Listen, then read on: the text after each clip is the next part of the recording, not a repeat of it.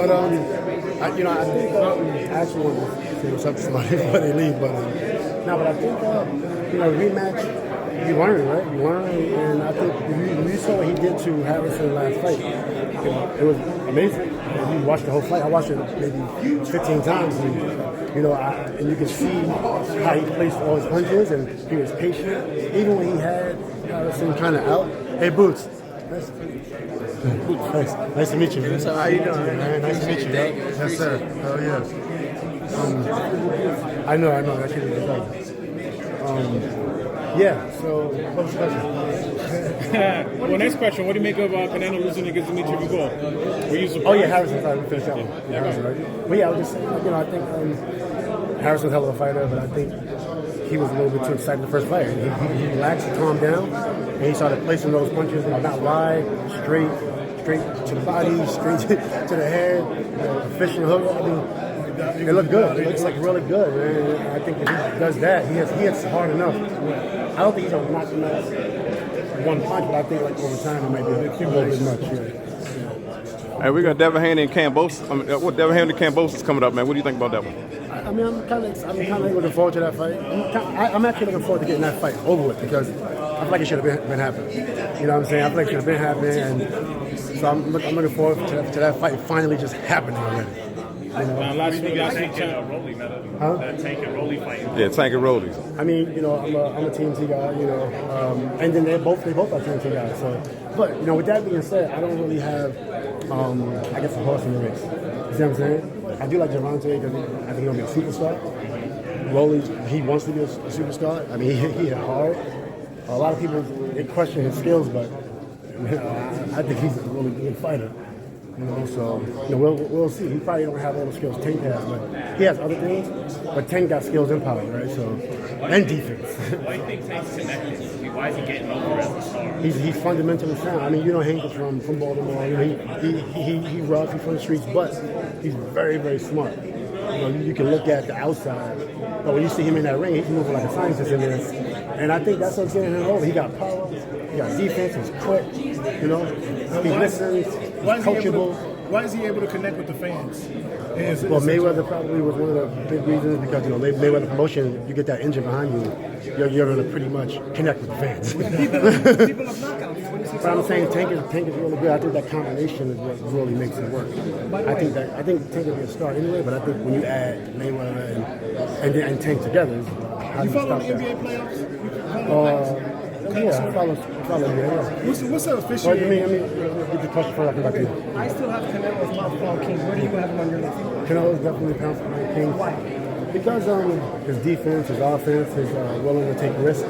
He moves forward, play defense. He's not backing up. He's going forward, and he's so technical and he's so disciplined. And he doesn't leave anything for chance. Even a jab. I watched Canelo fight. Even when you're throwing a soft jab at him, he's guarding that one. You throw, and he's playing defense the whole time, which that's something I love. And him and Mayweather, I just love the way, I say play defense because I'm still from basketball, but I love the way they guard. I love the way they defend. I think that's why he's pound for pound. I think he went up in weight twice, and he lost this one. I didn't expect him to do that well against Kovalev, honestly. Kovalev was a beast. But once again, Canelo, he's not afraid to put his life on the line. What do you think he could do differently if the rematch takes place? If he what? If the rematch takes place, what do you think Canelo could do differently?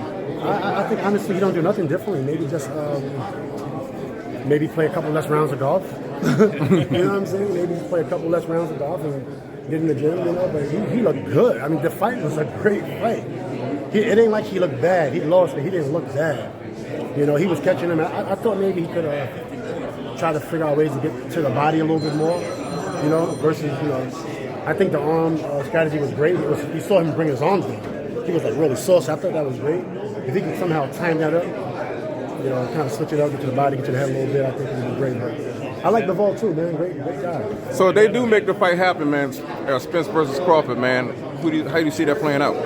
That's a tough one, man. I'm not gonna lie, man. That's a tough one because Sean fought both of the guys, so I actually like to hear what Sean Ford has to say. But I think it's a tough one because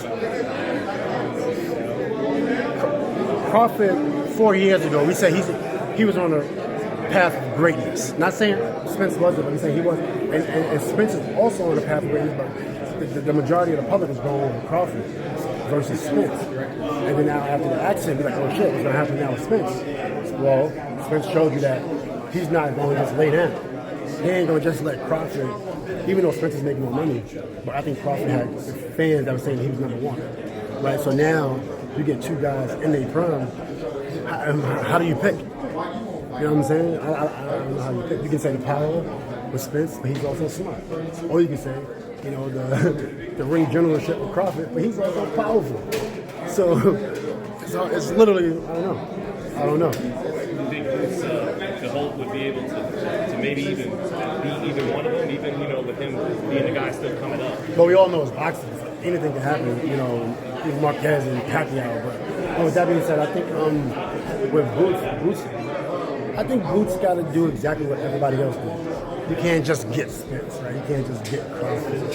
And then that's not fair to Crawford and Spence, because what if somebody was to lose? You know, everybody got to earn the right to fight, you know, for the cash, to fight the big fights. You know what I'm saying? You can't just jump to a big fight. But you see what Boots is doing now. If I'm not mistaken, this is a big fight. He's fighting a tough guy. So that's pretty wild. You want to stay on tomorrow? Yeah. All right, let me know. I will. Call me. I got you. I do. Hey, Jack, I owe you a game, too. I owe you a game. The whole four Pacers team had crazy defense. Talk to me. Yeah. Ridiculous. Officiating this year's playoff. Do you notice a difference, or is it just heightened? The officiating seems kind of white. Do you notice a difference? It's funny you say that. One of my favorite call in the playoffs, it was a game maybe 2 weeks ago, and it was the black ref. He made a tedious call, but it was a good call. Right, so I feel like it was getting better, but now I feel like it's not as consistent.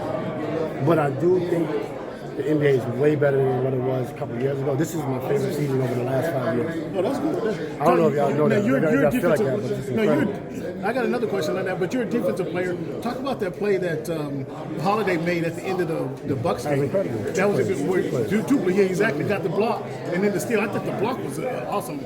Awesome block, great timing. And then you look at the steal, great timing. Something that I would have done like that. I don't know if I would have took that risk on that steal. That was crazy. That was a great risk. That was a good risk. But I think it taught Marcus Smart a lesson. I think that was great for Marcus, because Marcus can play point. But I don't know if he ever been in that situation with the money on the line. He's matured into a point guard. He matured into a point guard, so I think he'll be better next time. Yeah. I think he'll be better next time. And you talking about he should have did something.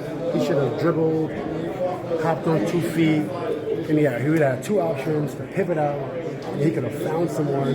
But he caught him as he's crossing the half court line. As he crossing, then he hesitated. He got a little nervous.